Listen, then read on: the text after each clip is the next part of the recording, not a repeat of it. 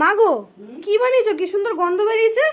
ওই যে চিংড়ি মাছের শুধু চিংড়ি মাছের টমেটো দিয়ে আর বেশি করে পেঁয়াজ দিয়ে ঝালটা একটা রেসিপি করেছি। বাহ, এটা কখন করলা গো? এখনই করলা নাকি? এখনই করলাম, এই যে গরম ভাত করলাম, তাড়াতাড়ি বস।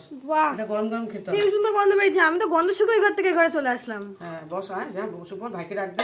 আচ্ছা আচ্ছা, হেভি সুন্দর হয়েছে। এটা রেসিপি কি করা আছে? ভিডিও করেছো? হ্যাঁ তাহলে রেসিপিটা কিন্তু দেওয়া হবে এবার। হ্যাঁ আচ্ছা এই দেখ, শুধু চিংড়ি মাছ উপর দিয়ে দেবো। দাও। ও হেভি লাগছে। এটা কিন্তু গরম গরম ভাতে হেভি লাগবে। হ্যাঁ ভাত একদম গরম, এটাও গরম, তাড়াতাড়ি আয়। বাইকে ডাক দি। বাবা কি গরম, খুব গরম না? তরকারিও গরম, ভাতও গরম। আমি একটু নিয়েছি, কেন বলতো, মশলা বেশি দেওয়া তো, আবার ঝালও দেওয়া। কিচ্ছু দেওয়া নেই, খালি চিংড়ি মাছ, তাই না? হ্যাঁ এই দেখ, সব চিংড়ি মাছ, সব চিংড়ি, দেখ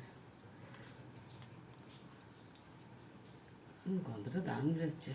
হ্যাঁ, আমার তো জিভে জল চলে এসছে। দারুণ লাগে বন্ধুরা খেতে। ঢোক গিয়েছে। আচ্ছা তুমি খেয়ে নাও তাহলে, টাটা করে দাও।